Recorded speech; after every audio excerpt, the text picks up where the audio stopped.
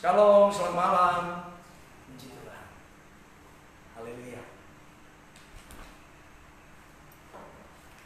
Ya, menyapa jemaat Tuhan baik yang ada di gereja, Bapak Mama Pedro dan anak-anak semuanya. Demikian anak Brian, drama kita keluarga gembala di sini. Tentu saja jemaat Tuhan yang ada di rumah kita masing-masing. Kita bersyukur pada Tuhan kembali kita masih diberi kesempatan selama kita bernafas untuk kita beribadah, untuk kita mencari wajah Tuhan, bersekutu. Itulah bagian yang terbaik selama kita hidup di dunia ini sebagai manusia. Tidak ada bagian yang lebih baik selain kita menyembah Tuhan, bersekutu, mengalami hadirat Tuhan lebih lagi dalam kehidupan kita. Tidak ada hal yang lebih berharga daripada apa yang kita alami senantiasa saat kita mengerti, mengenal betapa dahsyatnya rancangan kehendak Allah yang kita miliki ketika kita ada dalam hadirat-Nya, bersekutu, beribadah, memuliakan Tuhan. Haleluya. Baik, mari kita lihat tema kebenaran firman Tuhan pada malam hari ini. Kita akan melanjutkan pembacaan kita untuk kita memahami lebih dalam lagi kebenaran firman Tuhan dengan tema pada hari Minggu kemarin, The Great Victory. Kemenangan yang besar. Kemenangan yang sangat besar. Itulah kemenangan yang Allah sediakan bagi kita. Kemenangan yang besar itu selalu diikuti dengan kebenaran yang mutlak. Kemenangan yang besar dalam kehidupan kita sebagai orang percaya, anak-anak Tuhan, selalu disertai dengan kebenaran yang absolut. Kebenaran yang seutuhnya, sepenuhnya. Kemenangan yang tidak berpusat pada kebenaran yang seutuhnya di dalam Kristus itu bukan kemenangan yang sesungguhnya. Kemenangan yang kita miliki di dalam Kristus adalah kemenangan yang berpusat kepada kebenaran. Apa itu kebenaran? Kebenaran itu adalah Kristus itu sendiri. Kebenaran itu adalah berpusat pada Allah di dalam Tuhan kita Yesus Kristus. Karena kita sudah pelajari minggu kemarin bahwa kemenangan yang besar, kemenangan yang sesungguhnya yang kita miliki, kita terima sebagai umat Allah adalah pertama-tama kemenangan yang diberikan oleh Allah. Kemenangan yang datangnya dari Allah. Kemenangan yang berpusat kepada kebenaran di dalam Kristus Yesus Tuhan. Kebenaran selalu menjadi perhatian kehidupan umat Tuhan. Segala sesuatu yang kita alami, kita rasakan, kita nikmati, kalau tidak ada dasar kebenarannya, maka tidak ada alasan untuk kita bersyukur dalam hal itu. Segala sesuatu yang kita alami harus dipusatkan pada kebenaran. Tambah kebenaran, maka tidak ada alasan hal apapun juga yang kelihatannya baik, kelihatannya menyenangkan. Tapi kalau itu tidak berpusat pada kebenaran Kristus, tidak ada kebenaran menjadi dasar yang meyakinkan kita untuk kita menerima apa yang kita katakan, oh puji Tuhan. Tapi kalau kita tidak dapat meyakinkan kemenangan itu dari Allah, berpusat pada Kristus, didasarkan atas kebenaran, saya mau beritahukan jemaat, itu bukan kebenaran yang sesungguhnya dari Allah. Dunia bisa mengatakan memiliki banyak bentuk kemenangan. Tapi kemenangan yang sesungguhnya kita miliki sebagai anak Tuhan adalah kemenangan yang dari Allah. Kemenangan yang berpusat pada Kristus, kemenangan yang memiliki dasar kebenaran. Apa itu dasar kebenaran berpusat pada Kristus? Firman Allah. Sebab itu kita selalu membuka, melihat firman-Nya. Kita mendengar firman Tuhan. Kalau kita tidak dengar firman Tuhan, terus kita menguji kebenaran yang kita miliki untuk memastikan kemenangan yang kita terima dari Tuhan, bagaimana kita bisa menguji? Kalau kita tidak menerima, kita tidak memiliki firman Tuhan dalam kehidupan kita. Sebab itu firman Tuhan harus terus menerus. Mari kita berikan waktu kita, kesempatan yang kita miliki untuk kita mencari Tuhan. Supaya kita memastikan setiap hal dalam kehidupan kita yang membuat kita berbahagia, membuat kita senang, dan kita mengatakan kemenangan ini dari Tuhan.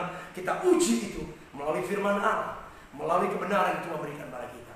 Sebab itu setiap kebenaran selalu harus dibuktikan dengan firman Allah. Firman-Nya mana? Dasar kebenaran yang menyatakan kemenangan yang daripada Allah.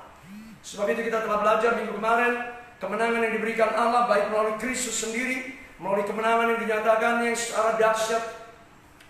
Baik Mazmur sendiri yang mengatakan, mengapa rusuh bangsa-bangsa, mengapa suku-suku bangsa mereka perkara-perkara yang sia-sia. Mengapa pejabat-pejabat, pembesar-pembesar dunia bermufakat bersama-sama untuk melawan Tuhan dan yang diurapi.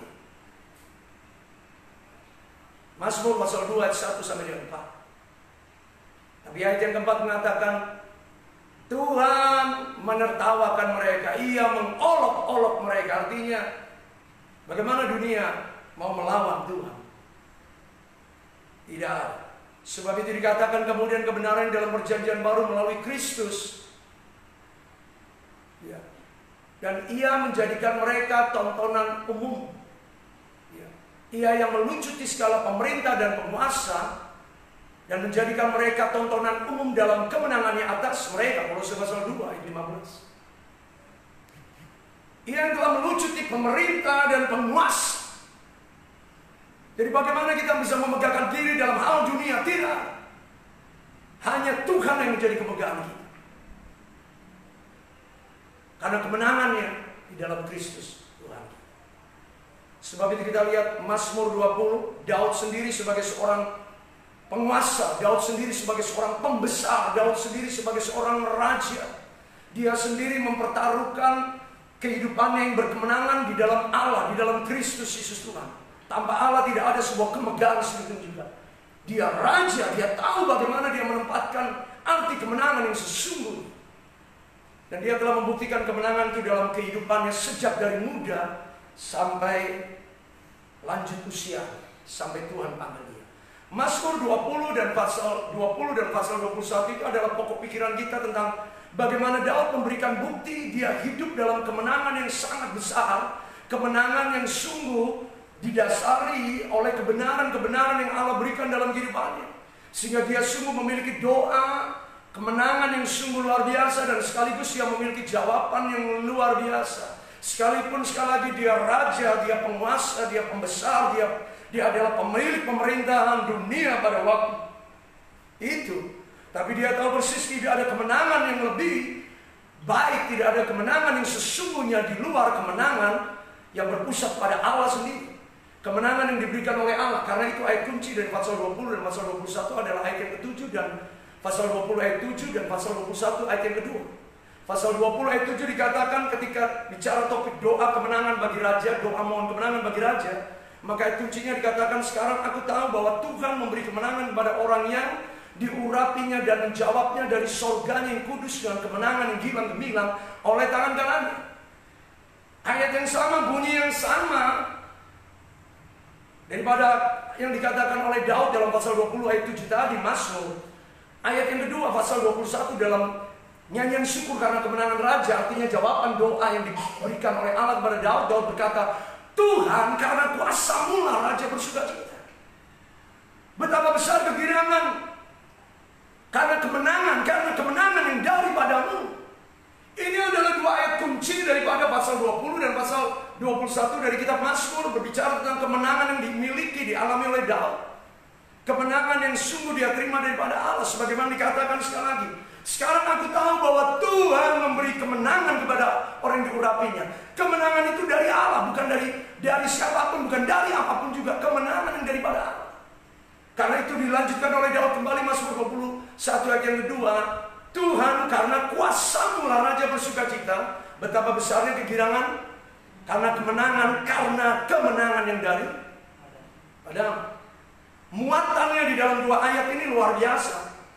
Kalau kita baca secara keseluruhan luar biasa. Pasal 21, 22 berpusat dari ayat 7, pasal 20 dan ayat 2, pasal 21. Itu semua jawaban di situ menjadi sebuah kalimat-kalimat yang luar biasa. Mari secara cepat kita lihat muatan atau isinya. Dikatakan demikian. Ayat yang kedua, pertama dikatakan untuk pemimpin biduan Mazmur Daud. Kiranya Tuhan memberi engkau jawab pada masa kesesakan, pada waktu kesesakan.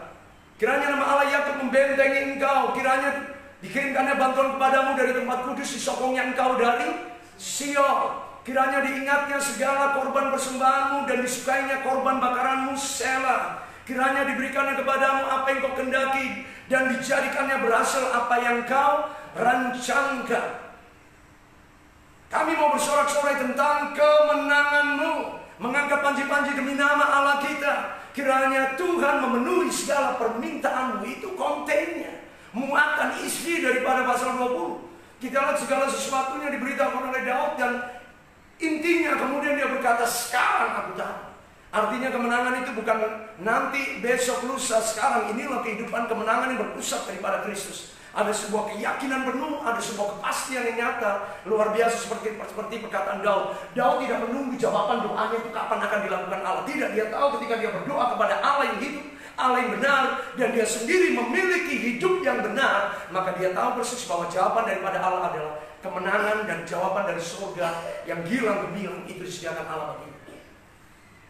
Karena itu ayat 7 sekali lagi kita lanjutkan bacaan kita Mazmur 20. Sekarang aku tahu bahwa Tuhan memberikan kemenangan kepada orang yang diurapinya dan menjawabnya dari surga yang kudus, dan kemenangan yang gilang gemilang oleh tangan kanannya. Ayat 8, orang ini memegahkan kereta, orang itu memegahkan kuda, tetapi kita bermegah dalam nama Tuhan Allah kita.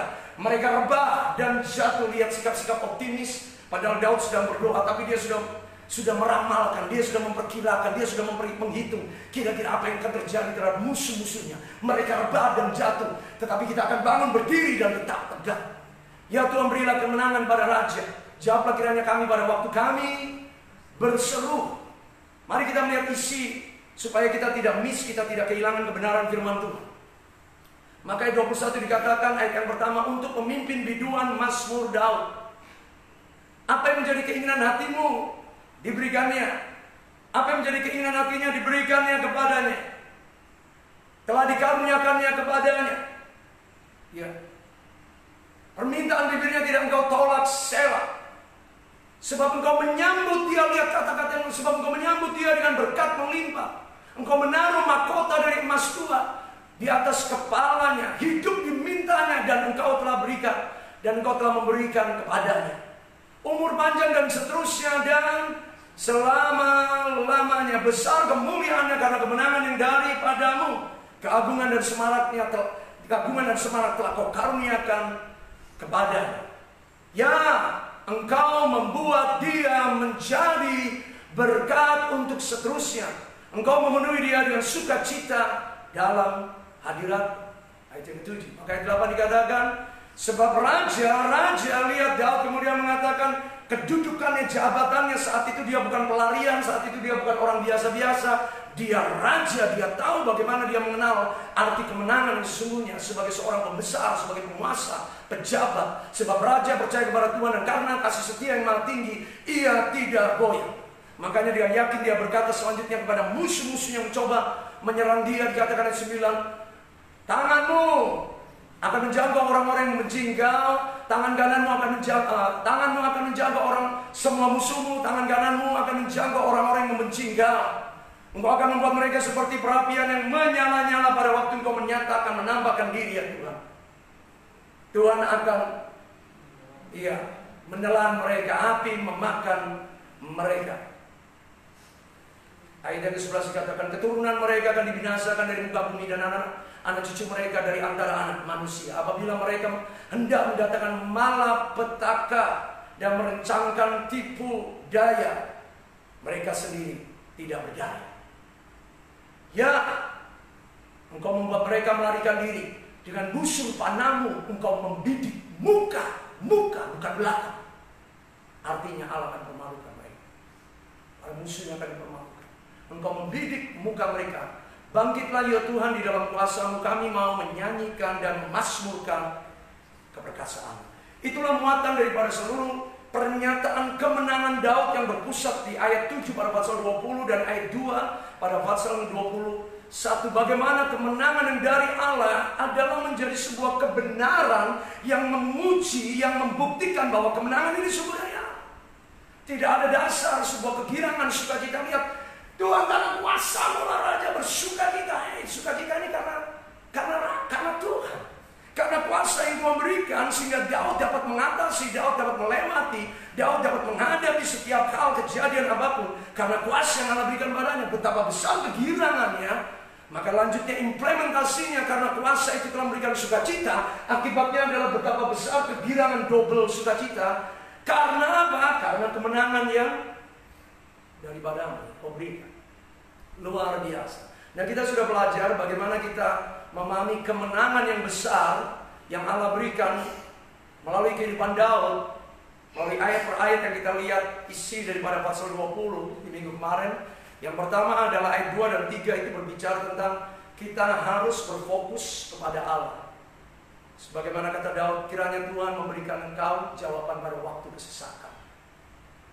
Kiranya dikirimkannya bantuan padamu dari tempat kudus, disokongnya engkau dari Sion. Daud tahu persis dari mana dia mendapatkan bantuan, sokongan, dukungan. Itu hanya dari Tuhan. Fokusnya adalah Tuhan. Yang pertama, kemenangan yang besar. Kebenaran itu Daud menguji dalam dirinya. Daud memastikan segala sesuatu yang terjadi dalam dirinya itu bukan perbuatan manusia. Itu adalah perbuatan Allah. Yang kedua adalah Daud menunjukkan sikap kesetiaannya di dalam dia mempersembahkan korban. Bapak Ibu, jangan kita terlalu rohani sehingga kita anggap mempersembahkan korban sesuatu yang sepele. Mempersembahkan korban harus menjadi sebuah bagian yang sangat penting. Saya percaya kekristenan seseorang itu diukur dalam cara dia mempersembahkan korban, memberi. Tidak bisa dipungkiri. Orang yang sungguh-sungguh takut akan Tuhan, dia akan memiliki gaya hidup yang memberi luar biasa. Tidak bisa dipungkiri. Itu fakta. Karena firman Allah berkata, di mana hartamu berada, di situ hatimu berada. Kalau engkau pelit dengan hartamu, maka di situ hatimu melekat dengan harta, bukan melekat pada Tuhan. Kalau engkau melekat pada Tuhan, engkau tidak akan membiarkan harta membuat engkau merasa, aduh jangan kasih, aduh. Tidak, Daud sendiri mengatakan dengan berani, kiranya diingatnya segala korban persembahanku. Lihat itu. Kiranya korban bakaranku disukai, kiranya disukai segala korban bakaran. Artinya Daud adalah seorang yang memiliki hati yang suka memberi, suka berkorban. Nah, kita tidak memanjang topik ini lebih jauh lagi. Karena hari Minggu kemarin kita sudah bicara. Salah satu contohnya adalah bagaimana Ibrani 13:15 mengatakan, sebab itu marilah kita oleh Dia senantiasa mempersembahkan korban syukur, yaitu ucapan bibir yang memuliakan Allah. Mulut kita ini memuliakan Tuhan atau cuma mengatakan hal dunia? Kalau kita disuruh mengucap syukur aja susah, kita masih penuh dengan omelan, sungutan, keluhan. Kata-kata kita hari-hari lebih banyak ngomongin dunia daripada ngomongin perkara-perkara surgawi tentang kebaikan Tuhan. Bagaimana kita bisa mengatakan saya mempersembahkan korban syukur? Bapak Ibu jangan katakan dia hari gereja, kita hari gereja cuma 2 kali, Rabu Minggu. How about our daily activities? Bagaimana dengan kesibukan kita harian? Ibadah Minggu juga cuma 2 jam. Jangan jadikan itu sebagai alasan, oh saya sudah. Kita menerima hidup 24 jam, 1 minggu penuh, 1 bulan penuh, 1 tahun, dan kita gantikan ucapan syukur hanya seminggu sekali, seminggu 2 kali. Dia berkata, oh saya penting. Maafkan saya, korban syukur itu harus setiap hari. Mulut kita harus kita pastikan, bukan ucapan yang lain, tapi ucapan syukur. Bahkan disertai ayat 16, janganlah kamu lupa berbuat baik dan memberi bantuan karena korban-korban yang demikian yang berkenan kepada Allah. Ayat 16, Ibrani 13. Dan implementasinya sekali lagi gaya hidup yang berkorban itu nyata. Memberi itu bukan sebuah hal yang susah bagi orang-orang yang sudah mengenal Allah dan mengasihi Allah dan hidupnya dipulihkan oleh Tuhan. Selanjutnya dikatakan hal yang ketiga, bagaimana Daud memiliki kemenangan, karena yang ketiga Daud percaya kepada Tuhan. Pernyataan percayanya begitu nyata ketika dia mengatakan bahwa kiranya Tuhan memberikan padamu apa yang kau kehendaki, dan dicarikannya berhasil apa yang kau rancangkan. Daud memiliki keyakinan bahwa apa yang dia pingin itu pasti diberi oleh Tuhan. Apa yang dia kerjakan itu pasti, ini iman. Makanya ayat yang ke-6 dia sendiri mengatakan, karena itu kami mau bersorak-sorai tentang kemenangan, bukan tentang apa yang gak jelas, tidak, tentang kemenangan. Dan mengangkat panji demi nama Allah kita. Tuhan yang memenuhi segala permintaannya. Sekarang itulah sebuah keterangan waktu yang meyakinkan bahwa Daud percaya. Daud tidak menunggu jawaban apa yang akan dilakukan Tuhan, bagaimana nanti jawab. Tidak, Daud punya jawaban dan berkata yang ke-7, sekarang aku tahu bahwa Tuhan memberi kemenangan. Jadi Daud adalah seorang yang percaya. Itu 3 poin yang sudah kita bahas di hari Minggu kemarin. Dan sekarang ada poin yang keempat yang kita tidak boleh miss juga. Poin yang keempat ini disebutkan pada ayat yang keempat, ayat yang ke-7. Jadi ayat ke-7. Orang yang diurapi, jangan lupa ini, be anointed man. Orang yang diurapi, hidup dalam pengurapan. Jelas firman-Nya berkata, sekarang aku tahu bahwa Tuhan memberi kemenangan kepada orang yang diurapinya. Jangan lupakan itu. Jelas sekali sebuah pernyataan Daud bahwa ini semuanya aku lakukan, aku dapat berfokus kepada Allah, aku dapat mempersembahkan korban kepada Kristus, dan aku dapat mempercayai Allah menjadi jawaban atas segala apa yang menjadi doaku, harapanku, kerinduanku. Kenapa semuanya ini aku yakini? Karena Allah sudah memberikan tandanya. Tanda yang diberikan Allah adalah God anointing, pengurapan Allah. Pengurapan yang sudah diterima. Bila mana Daud? Mungkin kita bertanya, bila mana Daud? Kita jangan lupa sejak mula Daud diurapi sejak mudanya. 1 Samuel 16 ayat 13, ketika Nabi Samuel mengunjungi rumah ayahnya Isai, dia jelas-jelas mengatakan, tidak ada lagi anakmu yang lain, masih ada yang bungsu, panggil dia ke sini, kalau tidak kita tidak akan makan. Allah jelas menunjukkan sebuah peristiwa, situasi, kondisi bagaimana pentingnya prosesi anointing, pengurapan. Benar-benar sebuah keadaan yang sangat penting yang harus disaksikan oleh seluruh keluarga. Hal itu tidak bisa disaksikan secara umum. Kenapa? Tapi keluarga saja. Karena waktu itu yang menjadi raja secara politik adalah Saul. Tidak mungkin dilakukan secara terbuka. Tapi mengingat ini situasi yang penting, seluruh keluarga harus hadir. Karena kalian akan menjadi saksi bahwa Daud ini, anakmu, adikmu ini akan betul-betul menjadi raja, menggantikan Saul. Maka dikatakan, sejak itu roh Tuhan menguasai Daud. Sejak itu dan seterusnya roh Tuhan menguasai Daud. Ya. Setelah Samuel mengurapi Daud dengan minyak di depan saudara-saudaranya. Jadi pengurapan itu sudah dimiliki Daud. Kenapa Daud memiliki sebuah kehidupan yang sedemikian rupa, berjalan dalam kemenangan. Kemudian setelah itu lihat, dia dikenal menjadi seorang pemain kecapi yang hebat, pahlawan yang cakap dalam segala hal. Dia mulai dikenal. Sebelumnya dia tidak terkenal. Sebelumnya dia bukan siapa-siapa, tapi begitu pengurapan itu terjadi, maka ayat-ayat selanjutnya 14 dan seterusnya menunjukkan bagaimana popularitas Daud. Artinya Daud dikenali dengan segala bakat, keahlian dan kelebihan-kelebihan yang ada padanya, karena pengurapan Allah terjadi dalam dirinya. Akhirnya itu dibuktikan dan kemenangannya yang pertama kali. Artinya bukan kemenangan yang pertama kali, sebenarnya kemenangan sudah dialami Daud sebelum-sebelumnya. Tapi kemenangan yang sungguh membuat nama Daud dikenal secara nasional, secara kebangsaan di bangsa Israel, ketika dia mengalahkan Goliat dalam Fatsal yang ke-17. Kita lihat pengurapan itu menyertai Daud. Pengurapan itu memimpin Daud sedemikian rupa. Pertanyaannya, pengurapan itu apa sih? Pengurapan itu jelas dikatakan 1 Samuel 16 ayat 13. Itu bukan soal kita ambil minyak goreng atau baby oil atau minyak tawon terus kemudian kita tuang seperti Daud diurapi oleh Tuhan. Demikianlah aku mengurapi. Bukan demikian. It's no problem. Tapi itu bukan sebuah masalah ya. Itu bukan suatu hal yang big deal kata orang. Tidak apa-apa. Karena pada kenyataannya kita pun juga mempraktikkan hal itu. Tapi intinya bukan soal minyak itu sendiri. Tapi ini bicara roh, dikatakan roh. Roh Tuhan menguasai Daud, sejak itu roh Tuhan menguasai Daud dan seterusnya. Ini bicara roh Tuhan. Pengurapan dan roh Allah itu identik, itu adalah suatu kesatuan. Bicara pengurapan minyak dalam perjanjian lama itu bicara orang-orang yang dipenuhi oleh roh Allah. Hal yang sama kalau kita mundur ke belakang dalam 1 Samuel pasal 10. Ketika bagaimana Nabi Samuel mengurapi Saul pertama kalinya. Lalu Samuel mengambil ayat 1 Samuel 10 ayat 1. Lalu Samuel mengambil buli-buli minyak dan dituangkannya di atas kepala Saul dan diciumnya dia sambil berkata, bukankah engkau telah diurapi, bukankah Tuhan telah mengurapi engkau menjadi raja atas umatnya Israel? Engkau akan memegang tampuk pemerintahan atas umat Tuhan. Engkau akan menyelamatkan umatnya dari tangan orang-orang yang ada di sekelilingnya. Inilah tandanya bahwa Tuhan mengurapi engkau menjadi raja atas bangsa kepunyaannya sendiri. Kita lanjutkan ayat yang ke-6, 1 Samuel 10 ayat yang ke-6. Kita secara cepat Bapak Ibu. Maka dikatakan di situ, maka roh Tuhan, pengurapan berarti berbicara roh Tuhan menguasai seseorang. Pengurapan itu berbicara roh Allah itu bergerak memimpin kita, hidup di dalam kita. Jangan mengaku-ngaku pengurapan Allah atas dirimu kalau engkau tidak memastikan, meyakini bahwa roh Allah bergerak, bekerja dalam kehidupanmu. Roh Allah harus lebih besar daripada otak kita. Roh Allah harus lebih besar daripada pikiran kita. Roh Allah harus lebih besar daripada talenta kita, bakat kita.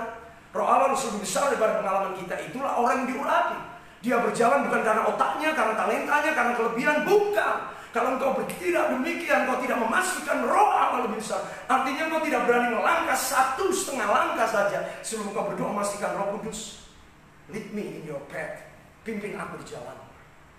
Kita tidak akan melangkah sembarangan tanpa kita memastikan apapun yang kita kerjakan Roh Kudus ambil alih seluruh hidupku. Makanya Benny Hinn dengan sangat sederhana menuliskan sebuah bukunya yang sangat sederhana, dan saya sangat diberkati dan saya sangat sepakat dengan dia ketika dia menuliskan bukunya yang sederhana dan berjudul Selamat Pagi Roh Kudus. Every morning Benny Hinn always say good morning Holy Spirit. Setiap pagi dia berkata menyapa good morning Holy Spirit.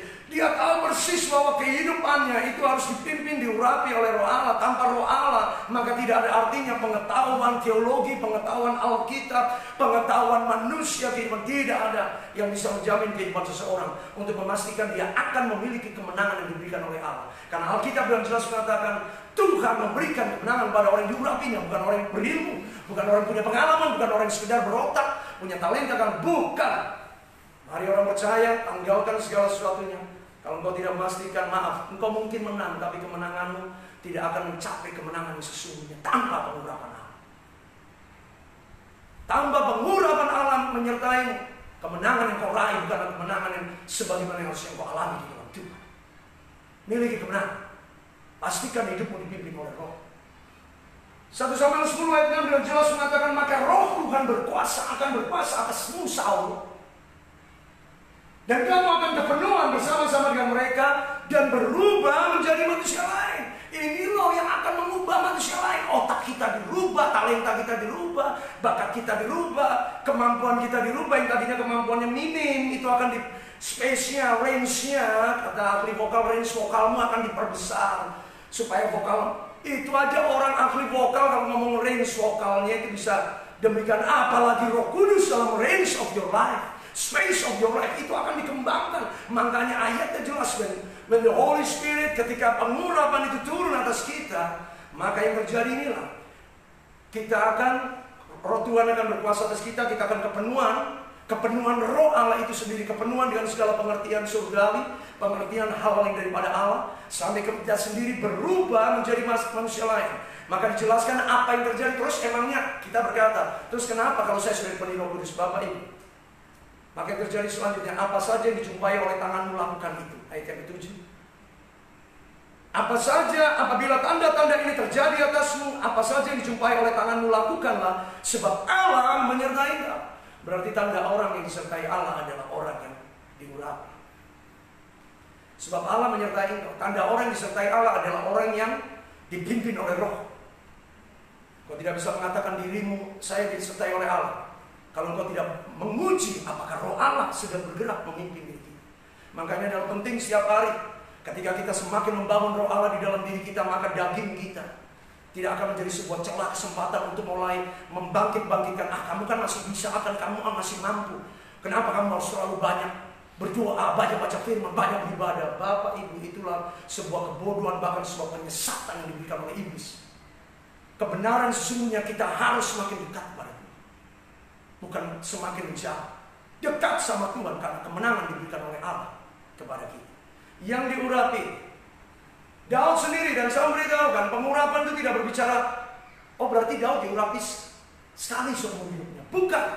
Saya memberitahukan Daud itu diurapi 3 kali. Secara fisik, secara resmi dia diurapi 3 kali. Pertama yang tadi di dalam rumah tangganya sendiri, yang selanjutnya di dalam 2 Samuel pasal keempat ketika dia diangkat menjadi raja di Hebron. Raja pertama di Hebron atas suku Yehuda. Dia diurapi lagi, pengurapan yang ketiga, itulah pengurapan dia menjadi raja atas Israel seluruhnya. Dan dia menjadi raja di Yerusalem.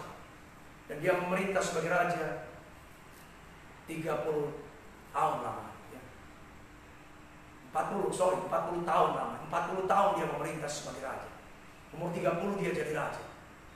Umur 30, tidak kebetulan. Angka 30 menjadi sebuah angka tanda penyertaan Allah yang luar biasa. Yusuf pada usia-usia yang seperti itu, 30-an. Tuhan Yesus 30. Bagaimana kemuliaan Allah? Makanya ada seorang penulis buku, ya sedikit, saya juga ya sedikit pengajian. Kenapa dia tulis bikinnya before 30? Memakai kata kenapa tidak before 20, before 40? Ya, ada seorang hamba Tuhan menulis buku sangat diberkati dengan tulisan. Dengan judulnya aja menarik. Sebuah buku yang sungguh ada dasar, judulnya memiliki dasar Alkitab tentang angka usia 30. Itu luar biasa. Nah, kita lihat lebih jauh lagi. Apakah Daud artinya seperti ini? Bapak Ibu jemaat Tuhan, jangan hidup dengan pengurapan yang lalu. Jangan hidup pengurapan yang 10 tahun lalu, 5 tahun lalu, 2 tahun lalu, 1 bulan lalu. Hidup kita ini selalu baru. Engkau tidak bisa mengandalkan pengurapan minggu lalu untuk engkau hidup pada minggu hari ini. Maaf, engkau makan makanan minggu lalu, engkau makan hari ini tidak mungkin. Engkau mau menggunakan pikiran dengan model lama untuk hidup dengan keadaan tantangan, tidak bisa.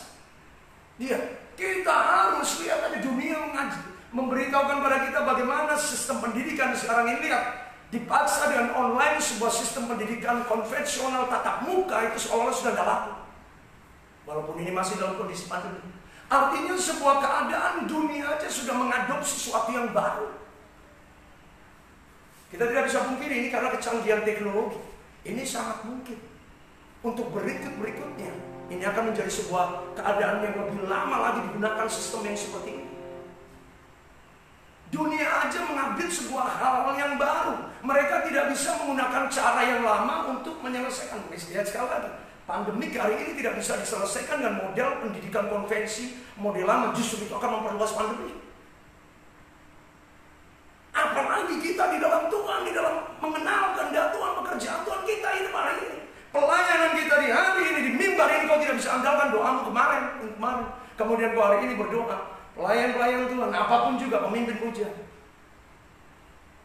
pemain musik, singer, siapapun, kau tidak bisa berdiri di sini dengan pengurapan kemarin. Yang penting saya kemarin sudah. Enak saja kau melayani Tuhan. Setiap hari mau dipakai Tuhan, tapi kau mau mengandalkan pengurapan yang kemarin. Kau tidak berusaha untuk membangun dirimu sendiri, hidup dalam pengurapan yang selalu baru. Daud hidup dengan pengurapan yang selalu baru dalam dirinya. Makanya Mazmur 84 ayat yang ke-8 mengatakan, makin lama berjalan makin kuat menghadap Allah di Sion. Bani Korah menuliskan hal itu, menyatakan bahwa mereka berjalan dalam pengurapan yang semakin hari semakin baru. Enggak pengurapan yang kemarin, makanya become stronger than stronger. Semakin kuat dan lebih kuat lagi. Karena ayat 11 Bani Korah mengatakan, sebab lebih baik 1 hari di pelataranmu daripada 1000 hari tempat lain. Mereka bersekutu setiap hari, jemaat mula-mula bersekutu setiap hari, memecah roti setiap hari, bertekun dalam pengajaran rasul-rasul dan setiap hari itu pengurapan Allah terjadi. Makanya kuasa Allah bekerja dengan secara heran dan luar biasa. Pengurapan Allah kendaki harus terjadi setiap hari. Daud memiliki pengurapan yang selalu baru, dibuktikan dalam 2 Samuel pasal 23. 2 Samuel pasal 23 ayat 1. Dikatakan demikian. Inilah perkataan Daud yang terakhir. Tutur kata Daud bin Isai. Tutur kata orang yang diangkat tinggi. Bapak Ibu. Orang yang diurapi Allah Israel, pemazmur yang disukai. Ya, di Israel. Orang yang diurapi Allah Israel, orang yang diurapi. Dikatakan ini adalah perkataan Daud yang terakhir, berarti sampai akhir hayatnya Daud itu berjalan hidup dalam pengurapan Tuhan. Maka dikatakan ayat yang kedua, Roh Tuhan berbicara dengan perantaraanku, firman-Nya dari lidahku. Allah Israel berfirman, gunung batu Israel berbicara padaku. Artinya Daud memiliki hubungan yang luar biasa. Dikatakan di situ ada kata pengurapan, orang yang diurapi Allah Israel. Makanya apa yang terjadi kemudian? Dikatakan Roh Tuhan berbicara dengan perantaraanku. Allah berbicara melalui Daud. Allah berbicara apa? Berbicara tentang bagaimana mengatur menjadi seorang pemimpin. Pada ayat selanjutnya, ayat yang keempat, menjadi seorang pemimpin yang akan menjadi berkat bagi banyak orang, bersikap arif, adil. Dan bagaimana dia sendiri menjadi pemimpin dalam keluarganya. Pada ayat kelima dia bicara rumah tangganya. bagaimana dia menjadi seorang ayah, bagaimana dia menjadi seorang kepala keluarga. Semua itu dijalaninya. Lihat Daud berbicara secara menyeluruh, bukan hanya dalam sisi pemerintahan, secara politik, termasuk dalam kehidupan keluarga rumah tangganya. Dia bisa bertanggung jawab di hadapan Tuhan. Kenapa dia buktikan itu semuanya melalui pengurapan yang Allah berikan? Inilah orang yang dianggap tinggi, orang yang diurapi Allah Israel, pemazmur yang disenangi di Israel. Daud diurapi Allah setiap hari. Engkau tidak bisa, kemarin saya sudah berdoa. Kita harus memiliki pengurapan yang selalu baru. Perjanjian baru, kita lihat perjanjian baru memiliki pengertian yang menarik tentang pengurapan. Perjanjian baru, saya tidak mau terlalu lama. Kita masuk pengertian pengurapan dalam perjanjian baru. Ibrani pasal 1 ayat 9. Sebab engkau mencintai keadilan dan membenci kefasikan. Sebab itu Allahmu mengurapi engkau dengan minyak sebagai tanda kesukaan melebihi teman-teman sekutumu. Saya melihat sebuah pengertian di situ bahwa orang yang memiliki pengurapan, dia memiliki kelebihan, melebihi teman-teman sekutumu, melebihi orang-orang kebanyakan, melebihi orang-orang yang sama. Apabila engkau berjalan, kalau engkau mau mengalami sesuatu yang lebih daripada orang yang lain, you have to walk with God anointing. Engkau harus berjalan dengan pengurapan. Memang ini berbicara tentang Kristus. Ini berbicara tentang anak Allah, manusia. Tapi kita harus tahu, kata Mesias itu bahasa Ibrani yang di-Yunani, bahasa Aram yang di-Yunanikan, sehingga muncul dalam perjanjian baru. Mesias itu artinya yang diurapi, selain artinya anak Allah. Artinya yang lain adalah anointed, yang diurapi. Makanya Daud itu harus menjadi raja yang diurapi, karena dia akan melahirkan keturunan yang disebut yang diurapi. Kristus itu yang diurapi, yang terpilih untuk menyelamatkan dunia ini. Yang diurapi. Mesias itu artinya yang diurapi. Jadi kalau kita menjadikan, jangan berpikir bahwa pengurapan hanya bicara Roh Kudus, itu salah. Kalau kau memahami arti Mesias, berarti kalau kau mengenal Allah, mengenal Kristus secara pribadi, seharusnya pengurapan itu terjadi melalui Rohnya di dalam kita. Karena arti Mesias itu sendiri adalah yang diurapi, termasuk kata Kristus. Itu adalah yang diurapi. Jadi pengertian yang diurapi dalam perjanjian baru tidak berakhir, itu terus berjalan bahkan dalam diri Kristus, dalam anak Allah sendiri. Makanya Kristus membuka kitab suci yang pertama kali dia buka di dalam, ketika dia tiba di kota kelahiran, kota asalnya Nazaret, di mana dia tumbuh besar. Dia lahir di Bethlehem, tapi dia tumbuh besar kemudian di Nazaret. Ketika di Nazaret, dia membuka kitab suci dalam perjanjian lama, yaitu kitab Yesaya pasal 61. Lukas pasal 4 ayat 18-19 dikatakan, Roh Tuhan Allah ada padaku, oleh sebab Ia telah mengurapi aku, supaya aku mengabarkan kabar baik pada orang-orang miskin. Ia mengutus aku supaya aku membebaskan para tawanan dan membebaskan mereka yang tertindas, memberikan penglihatan pada orang-orang buta, membebaskan orang-orang yang tertindas, dan memberitakan kabar baik tentang tahun rahmat Tuhan. Karena itu Tuhan Yesus berbicara hal ini. Lukas 4 ayat 18 dan 19. Tuhan berbicara bahwa aku berjalan dengan pengurapan yang Allah berikan padaku. Nubuatan Yesaya itu adalah tentang pengurapan. Nah, bila mana pengurapan itu sudah diberikan oleh Allah kepada kita, khusus bagi gerejanya, itu sejak peristiwa Pentakosta. Kita tidak hanya pada saat hari raya Pentakosta kita mengangkat tangan, kita mau mata. Tidak, kita harus setiap hari kita membuka hati kita setiap hari kita merindukan supaya Roh Kudus bertambah-tambah nyata di dalam kehidupan kita. Apabila kita mau memiliki kesukaan yang daripada Allah melebihi teman-teman sekutu. Saya harus katakan apa adanya, kalau kau mau lebih daripada orang-orang yang lain, dan itu menjadi tanda kesukaan Allah atas hidupmu, kau harus berubah. Artinya kau harus hidup di dalam Roh. Tanpa hidup dalam Roh, tidak ada sesuatu apapun yang kita lakukan. Mari kita uji buktikan dalam perjanjian baru. Perjanjian baru luar biasa membuktikan hal ini, tentang sesuatu yang kita miliki lebih daripada teman-teman sekutu. Ketika hal ini tidak dijanjikan pada anak manusia atau Kristus saja, tetapi bagi kita sebagai orang-orang percaya. Buktinya waktu itu rasul-rasul yang tadinya cuma nelayan, penakut, pengecut, menyembunyikan diri, melarikan diri, menyangkal. Thomas mencucukkan dan sebagainya. Pada hari itu ketika Roh Kudus bergerak, mereka tampil lebih daripada keadaan mereka sebelumnya. Karena urapan, karena otoritas, tanda penyertaan Allah nyata dan bekerja dalam hidup mereka. Nah, kita buktikan dalam ayat selanjutnya, dalam sebuah kebenaran yang luar biasa. Bagaimana ketika pengurapan Allah terjadi kepada kita dalam 1 Yohanes pasal yang kedua ayat 27. Dikatakan demikian. Sebab di dalam diri kamu tetap ada pengurapan. Kata pengurapan itu muncul. Kalau kita melihat bahasa Inggris dalam Sword Bible, kata yang dipakai bahasa Inggris dalam Sword Bible, kalau punya aplikasi Sword Bible, ya, di situ kita belajar temukan bahasa asli Ibrani, Yunani, Alkitab di situ. Ini merupakan bahan penting hamba Tuhan harus punya aplikasi. Bahasa Inggris yang dipakai di situ bukan anointed. Kalau New King James semuanya anointed, termasuk Indonesia terjemahkan. Tapi kalau dalam bahasa Inggris yang dipakai Sword Bible itu bicara spirit, roh yang ada di dalam kamu. Pengurapan itu bicara roh. Sekali lagi kita Perjanjian Lama di dalam Tuhan Yesus sendiri bicara Yesaya, bicara pengurapan itu bicara roh Allah. Sebab di dalam diri kamu tetap ada pengurapan yang kamu terima daripadanya. Karena itu, nah ini kelebihan.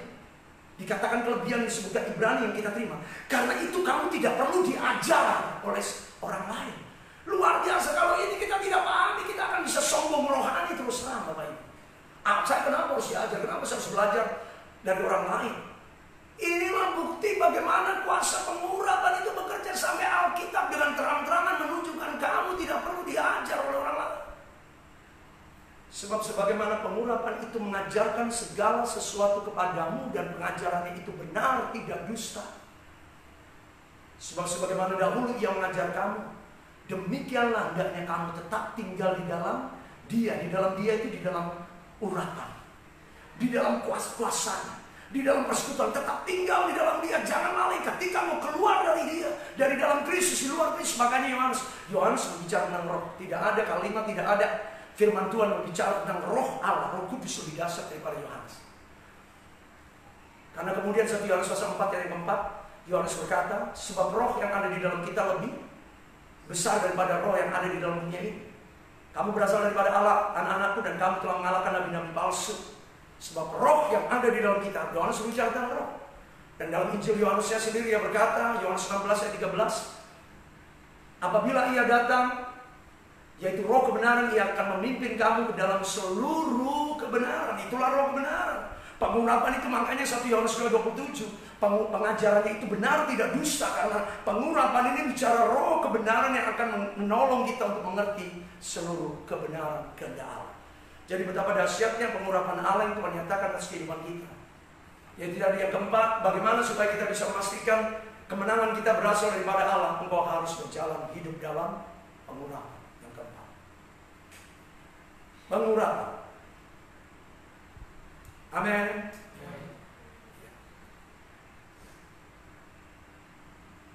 Masih ada 2 topik pikiran sebenarnya.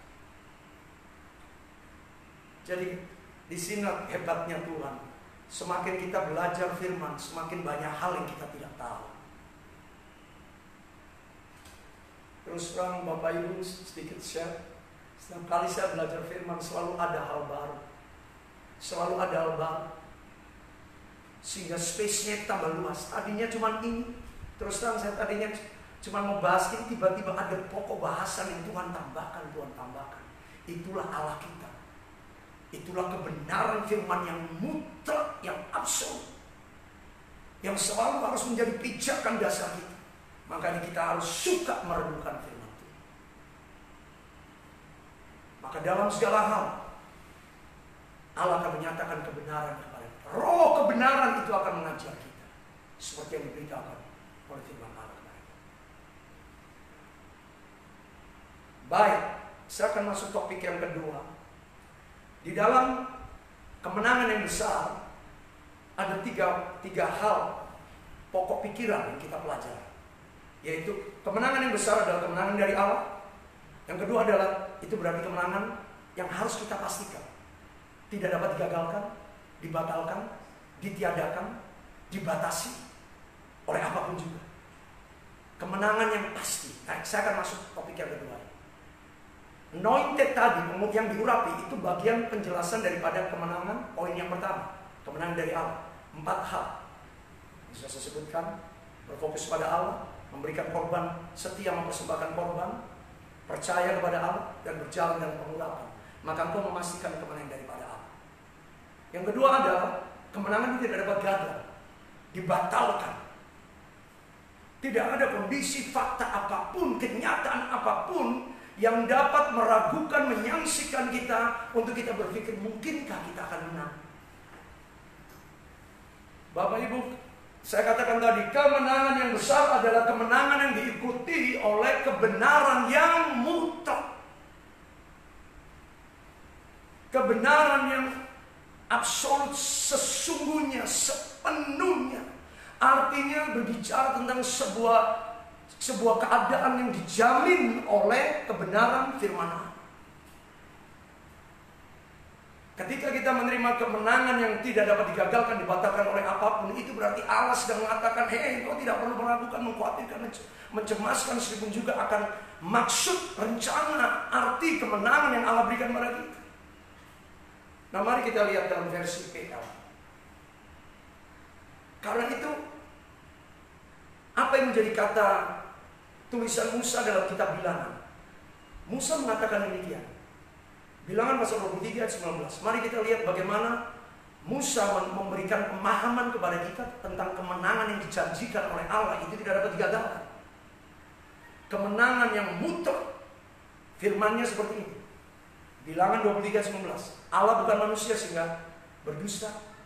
Allah bukan anak manusia sehingga ia menyesal. Masakan ia berfirman dan tidak melakukannya?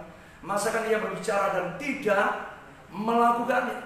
Ketahuilah, Allah memerintahkan aku untuk memberkati, dan apa yang diberkati oleh Allah itu tidak dapat dibalik. Apa yang sudah dikatakan diberkati tidak bisa dibalik, diubah-ubah. Kalau Allah sudah memberikan janji kemenangan, maka kemenangan itu tidak bisa digeser, kemenangan itu tidak bisa digantikan, kemenangan itu tidak bisa dipindahkan, kemenangan itu tidak bisa ditunda, kemenangan itu tidak bisa dibatalkan. Kalau Allah sudah memberikan perintah padaku untuk aku memberikan berkat pada Israel. Ini kisah tentang seorang Nabi Israel yang sempat tersesat gara-gara uang. Ingat, Nabi Israel yang tersesat gara-gara uang. Jangan kita niru-niru. Namanya adalah Bileam. Saat itu dia disuap oleh Balak, seorang raja yang ada di saat pada waktu itu, ya, raja-raja bangsa-bangsa ada sekitar Israel. Untuk mereka mulai melihat, waduh, kayaknya ini bangsa Israel ini perlu dikutuk. Sebab itu mereka harus cari yang bisa mengutuk, itu hanya Nabi Israel sendiri. Bayangkan seorang nabi pun diuji, dicobai oleh si jahat sedemikian rupa, disuruh oleh musuh untuk mengutuki bangsanya sendiri. Itulah Bileam. Tapi apa yang terjadi? Justru mulut Bileam menyatakan kebenaran Allah yang mutlak. Yaitu kalau Allah sudah menyatakan kebenarannya, maka tidak ada seorang pun yang bisa mengatakan itu tidak mungkin, itu relatif. Saya beritahu, hari-hari ini kita perlu memiliki kebenaran yang absolut di dalam Tuhan. Sebab hari-hari ini di luar sana ada begitu banyak kebenaran yang bersifat relatif. Relativisme sedang berkembang di dunia relatif, Pak. Jangan usah terlalu fanatik. Semua itu serba relatif. Teori relativisme sedang berkembang di dunia saat ini. Dunia yang disebut orang postmodern ini. Dua pijakan dunia modern dan postmodernnya, yaitu teori relativismenya. Dan kalau orang sudah menganggap relatif, itu berarti tidak ada yang mutlak. Benar itu jangan terlalu benar, Pak. Itu tidak harus benar. Siapa ya? Itulah yang sedang berkembang hari-hari. Kalau sudah berkembang dari relativismenya, maka teori yang selanjutnya mengikutinya adalah, maaf saya harus berani katakan, pluralisme. Semuanya sama. Semuanya sama. Saya mau beritahukan, kekristenan berbeda. Sebab jalan kebenaran dan keselamatan bawah hidup hanya di dalam Kristus. Tidak ada keselamatan, tidak ada kebenaran, tidak ada jaminan hidup yang kekal. Pluralisme itu menjadikan semuanya sama. Karena mereka beranggapan relatif, bahkan tergantung pelakunya, tergantung penganutnya. Maafkan saya harus katakan, Injil kita yang kita miliki mengatakan kebenaran satu-satunya yang dapat membawa setiap orang kepada jalan yang memberi kepada hidup hanya di dalam Kristus Yesus Tuhan kami. Sebab itu kita harus memiliki kemenangan yang mutlak. Iblis mau tidak ada. Mungkin kamu bisa mengalami kemenangan yang mutlak. Kemenangan dari mana? Semua itu tergantung relatif. Bapak Ibu, kita harus kembali melihat janji firman Allah. Lihat ini. Tuhan berbicara dalam bahasa ini. Seringkali kalian itu ini loh kelemahan kita manusia. Kita selalu menjadikan Allah itu kayak kita. Kita seringkali berpikir Allah itu kayak manusia. Kalau tidak demikian, bilangan 23 gak semua mesti akan berkata Allah bukan manusia. Kalian seringkali menyangka aku seperti kalian. Bapak Ibu, ini ada indikasi. Ada indikasi seperti ini saya katakan. Kalau engkau terlalu bergaul secara dunia, engkau terlalu akrab dengan dunia, maaf, engkau tidak akan bisa mengenal Allah dalam kebenaran yang mutlak. Maka selalu kita akan bertanya, dari mana, bagaimana, kapan? Kok bisa? Kita selalu diragukan, diombang-ambingkan dari segala pemikiran-pemikiran yang tadi kata, mungkinkah?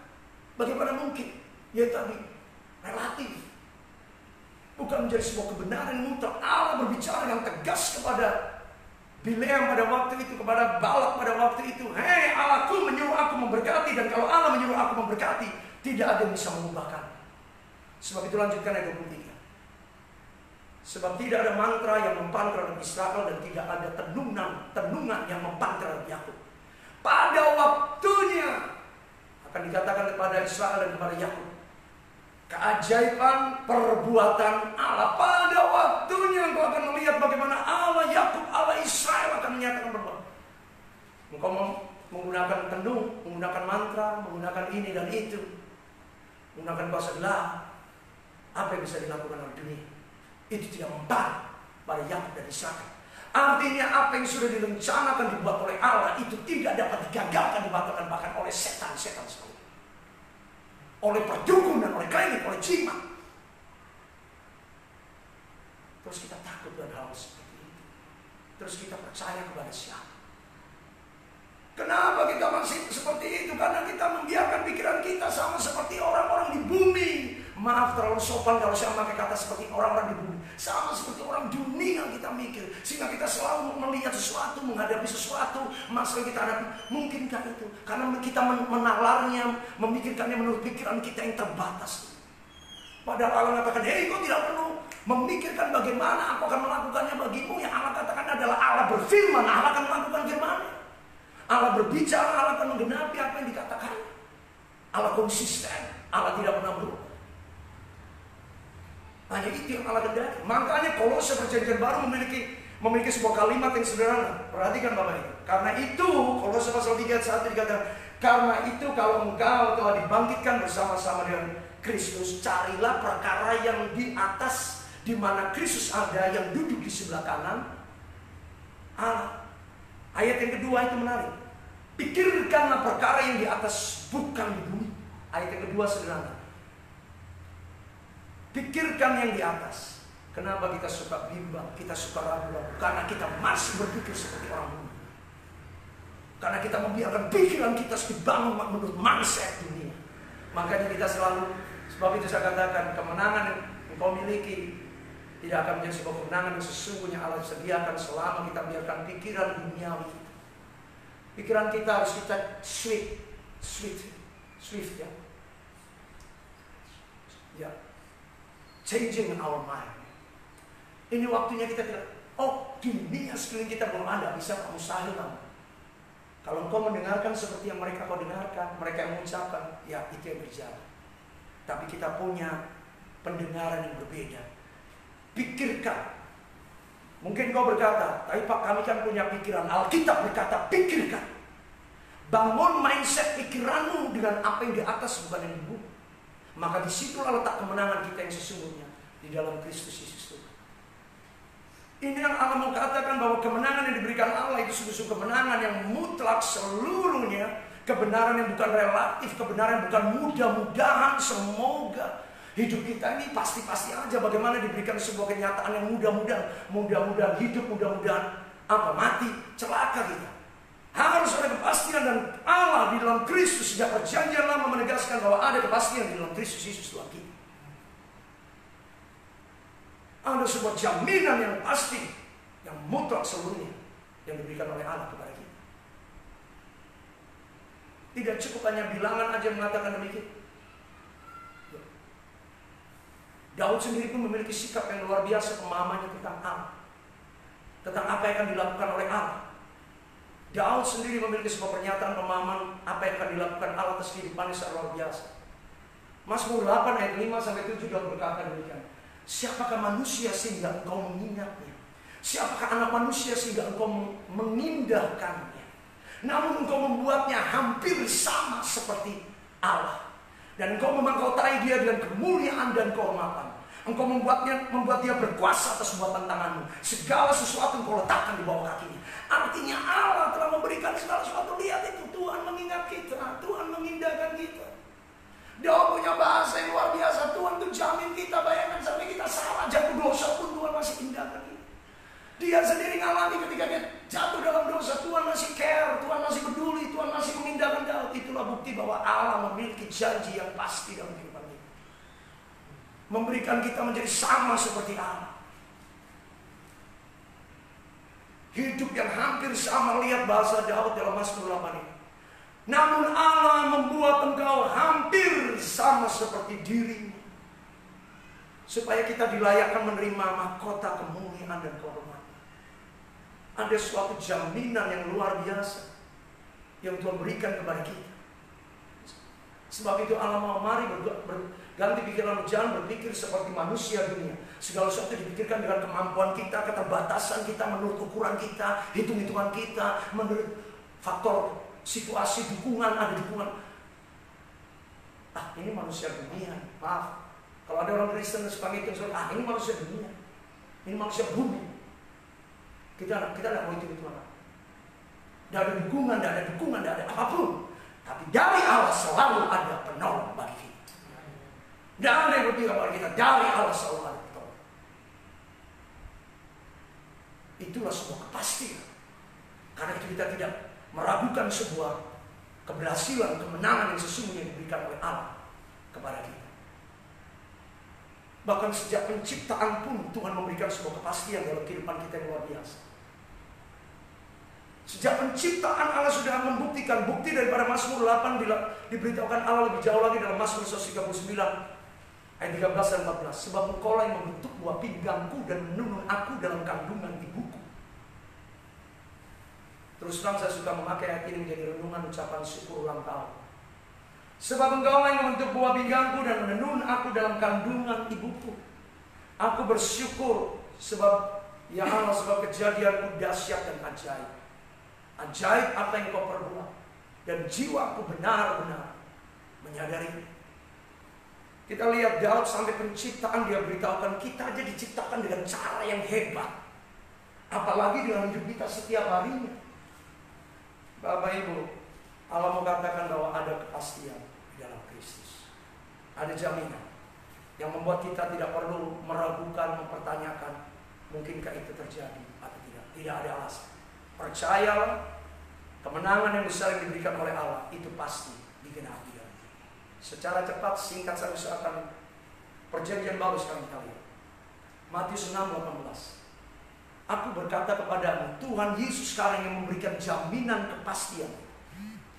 Tuhan Yesus sendiri berkata, hai Petrus, di atas batu karang ini aku akan mendirikan jemaatku. Lihat itu siapa jemaat? Jemaat itu adalah kita. Jemaat itu adalah gereja. Jemaat itu adalah orang percaya. Tuhan Yesus sendiri memberikan jaminan. Alam maut tidak akan menguasainya. Tidak mungkin gagal asal engkau dibangun di atas batu karang, di atas Kristus Yesus dalam kehidupan. Asal engkau sepenuhnya mempercayai Kristus dalam kehidupan. Tidak ada faktor-faktor manusia yang memberikan. Apa yang bisa membuat teori kegagalan? Karena kita melihat, menimbang berdasarkan faktor-faktor manusia. Mari kita kembalikan kepada harkat kita sebagai manusia Kristus. Karena kita telah ditebus, diselamatkan, dan dibuktikan di mana Roh Kudusnya diberikan pada kita melalui anointing, pengurapannya di dalam kita, yang menyebut kita sebagai bait suci, di mana Roh Kudus diam di dalam kita. Mari kita memastikan kemenangan yang kita miliki di dalam Kristus. Alam maut berarti teori kegagalan, teori kemustahilan, teori ketidakmungkinan, teori tidak. Maut, bayangkan sampai kepada sebuah kondisi kenyataan yang membawa kepada maut pun. Itu tidak menjadi sebuah alasan untuk melembahkan rencana kemenangan yang Tuhan berikan bagi kita gereja, umat percaya. Sebab itu kemudian dilanjutkan dengan perkataan, kepadamu telah kuberikan kunci kerajaan surga. Apa yang kau ikat di dunia terikat di surga, apa yang kau lepaskan di dunia terlepas di surga. Sebuah janji berkat kepastian Allah berikan melalui Tuhan Yesus Kristus. Makanya Petrus kemudian menuliskannya demikian. Sebab ada tertulis dalam kitab suci, sesungguhnya Allah telah menaruh di Sion sebuah batu yang terpilih. 1 Petrus 2 ayat yang benar. Sesungguhnya Allah telah menaruh di Sion satu batu terpilih, satu batu penjuru yang mahal. Siapa yang percaya kepadanya tidak akan. Paulus memahami apa itu arti batu dipilih, batu penjuru, karena dia sendiri yang diberitahukan Petrus di atas batu karang ini. Artinya Bapak Ibu kita yang percaya kepada Tuhan, percaya, engkau pasti tidak akan kecewa. Allah memberikan jaminan kemenangan yang besar. Tidak peduli fakta kenyataan apapun yang sedang kau hadapi.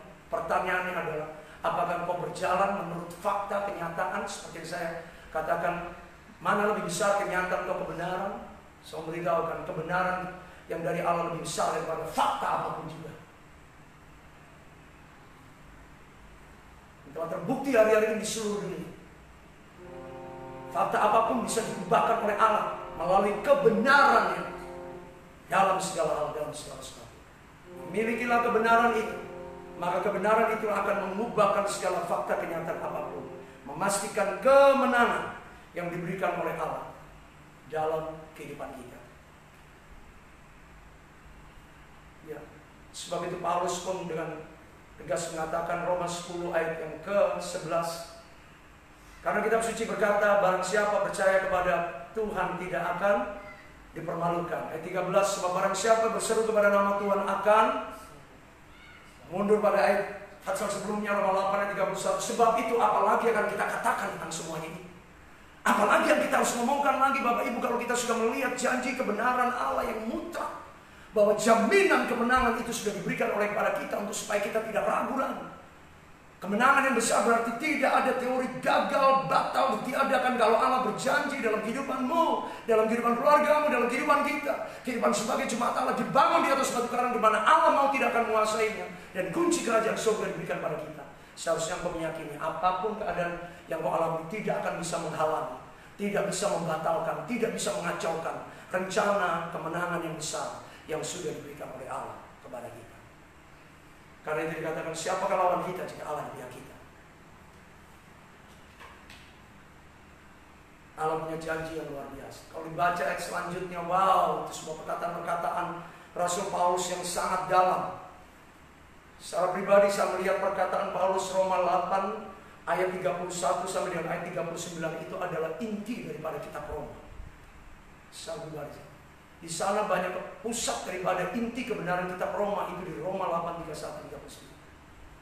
Ia yang tidak menyayangkan anaknya sendiri melainkan telah mengaruh, tetapi yang telah menyerahkannya bagi kita, bagaimana mungkin ia tidak mengaruniakan segala sesuatu kepada kita? Siapakah akan menggugat orang-orang pilihan Allah? Kristus Yesus yang telah mati, bahkan lebih-lebih lagi yang telah bangkit dan sudah duduk di sebelah kanan Allah Bapa yang malah menjadi pembela bagi kita. Siapakah menggugat orang-orang pilihan Allah? Maafkan saya, pertama ada Allah yang membenarkan mereka. Siapa yang akan menghakimi mereka, menghukum mereka? Kristus Yesus yang telah mati, bahkan yang telah bangkit, lebih-lebih yang telah bangkit dan yang duduk di sebelah kanan Allah yang malah menjadi pembela bagi kita. Ayat 35. Siapa yang dapat memisahkan kita dari kasih Kristus? Penindasan gak, kesesakan, penganiayaan, ketelanjangan, kelaparan, atau bahaya, atau pedang seperti ada tertulis. Oleh karena engkau kami ada dalam bahaya maut sepanjang hari. Kami sudah dianggap seperti domba-domba sembilan. Tapi dalam semuanya itu kami lebih daripada orang-orang yang menang oleh Kristus Yesus yang mengasihi kita. Sebab itu aku yakin bahwa baik maut maupun hidup, baik malaikat-malaikat maupun pemerintah-pemerintah, baik yang ada sekarang maupun yang akan datang, atau kekuasaan-kekuasaan yang ada di atas atau yang di bawah, atau segala sesuatu makhluk apapun juga, Tidak ada yang dapat memisahkan kita 39. Yang dapat memisahkan kita daripada kasih Allah yang ada di dalam Kristus Yesus Tuhan. Sebuah kebenaran yang absolut mutlak di sini artinya Allah nggak pernah gagal. Saya tutup dengan ayat ini. Karena itu Daud berkata demikian di 2 Samuel pasal 23 ayat 5. Lihat ayat ini. Ini bukti yang dialami Daud. 2 Samuel 23 ayat 5. Bukankah seperti itu keluargaku di hadapan Allah? How sweet David words. Perkataan Daud ini sangat manis kan. Bukankah seperti itu keluargaku di hadapan Allah? Sebab ia menegakkan perjanjian yang kekal, teratur dalam segala-galanya dan terjamin. Sebab segala keselamatanku dan segala kesukaanku, bukankah Tuhan yang menjaminkan, yang menumbuhkannya?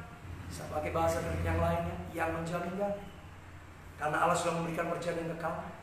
Tuhan mengatur kata terjamin, teratur segala-galanya dan terjamin. Sebab segala keselamatan, artinya mau bentuk keselamatan apapun Tuhan sudah sediakan. Keselamatan dari maut, kecelakaan dari penyakit, dari pandemi, keselamatan dari kecelakaan, keselamatan daripada orang yang mencelakai kita, keselamatan sampai sukacita, segala sukacita. Sukacita bukan hanya karena uang, Bapak Ibu. Sukacita baik saat kita sakit, sukacita bahkan saat kita lemah. Seperti kata Paulus tadi, siapa yang dapat memisahkan kasih Kristus daripada kita? Artinya tidak ada hal apapun yang dapat mengambil sukacita kita. Bukankah Kristus yang telah menjaminkannya bagi kita dalam semua ini? Keluarga Allah, jemaat Tuhan, percayalah, Allah memiliki jaminan yang pasti untuk kemenangan yang diberikan kepada kita. Karena kemenangan itu datang dari diri Allah.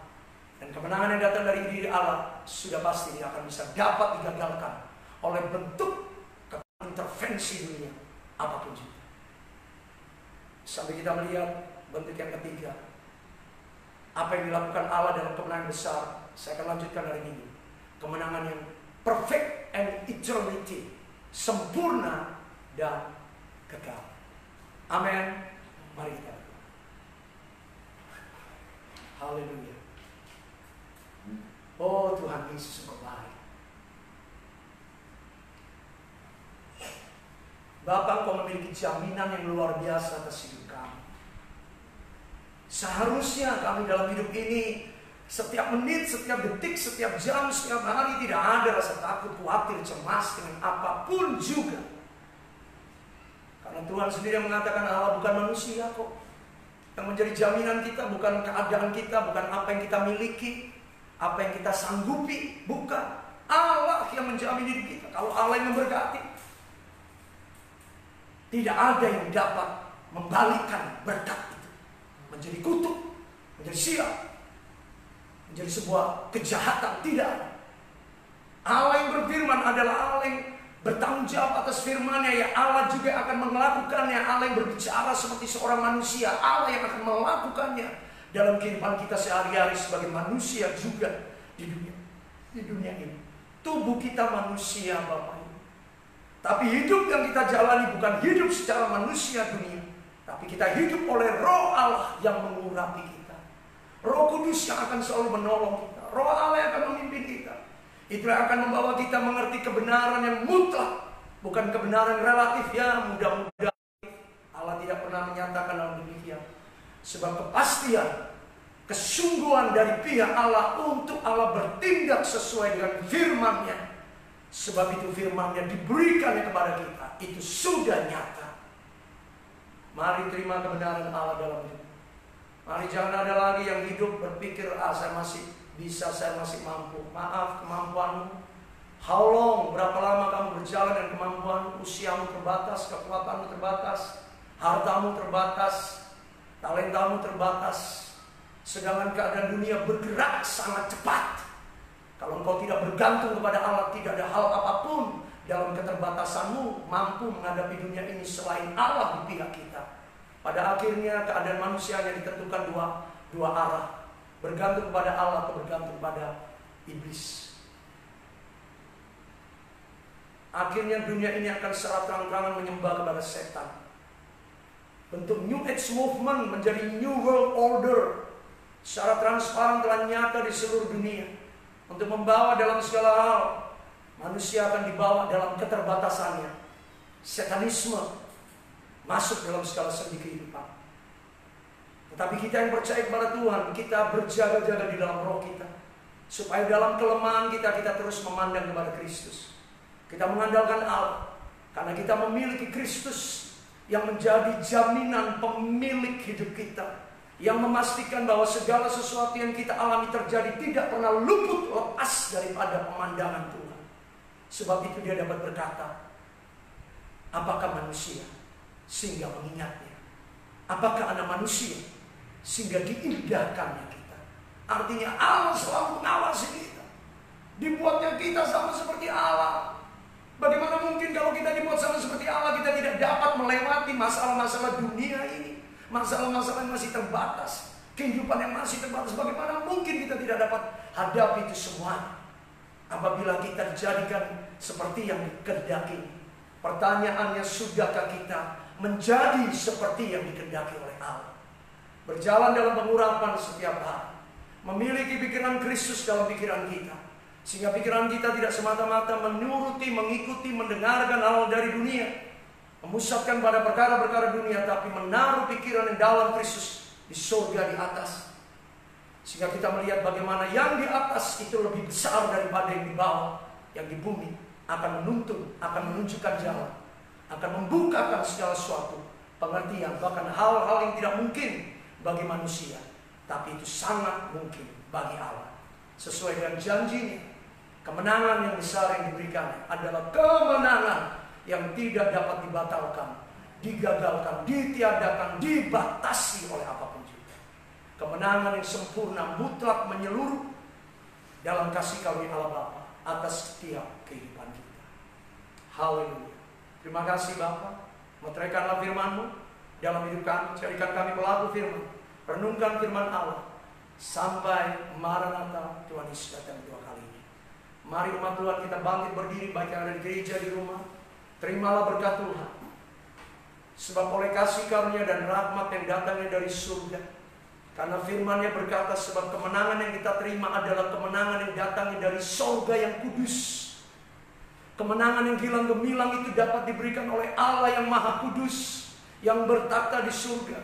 Demikianlah kita menerima segala berkat kasih karunia, kemurahan, pertolongan yang menyertai, yang akan meneguhkan, menolong, menguatkan, memimpin, membawa kita mengenal pengertian-pengertian Kristus, pikiran-pikiran Kristus, pengenalan, pemahaman untuk hidup berjalan dalam janji kemenangan yang sungguh tidak dapat dibatalkan, digagalkan oleh apapun. Dalam kehidupanmu sebagai keluarga Allah, dalam kehidupan pribadi sebagai orang tua, anak-anak, suami, istri, dalam masa depanmu, dalam jerih lelahmu, apa yang menjadi jerih lelah usaha pekerjaanmu, masa depanmu, Allah ambil alih seluruh kehidupan kita. Sebab Tuhan sendiri yang mengingat dan senantiasa mengindahkan setiap kehidupan kita. Diberkati engkau dan keluargamu, keluar masukmu. Diberkati rencana-rencanamu, diberkati semuanya dengan perbendaharaan yang datangnya dari surga. Sehingga itu tidak bercacat, tidak bercela, yang terbaik, sempurna, dan tidak dapat digantikan, ditukarkan apapun. Allah sediakan menyeluruh bagi kita sebagai gereja Tuhan, umat Allah, orang percaya, keluarga, jemaat Tuhan. GBI Home of Truth dimanapun berada, dilawat, diberkati oleh kasih karunia Allah Bapa. Kami mengucap syukur, firman Allah sudah kami terima, dan di dalam nama Tuhan Yesus kami percaya. Allah membawa engkau terus naik, tidak turun. Jadi kepala bukan ekor. Engkau pasti berhasil, beruntung, berkemenangan, dibedakan dari dunia ini oleh perkenanan, kebenaran, dan rahmat kasih karunia Allah Bapa menyertai kita hari ini sampai Tuhan Yesus datang kedua kalinya. Dalam nama Tuhan Yesus Kristus, bersama-sama percaya diberkati Tuhan, kita katakan amin. Kita beri kemuliaan. Haleluya.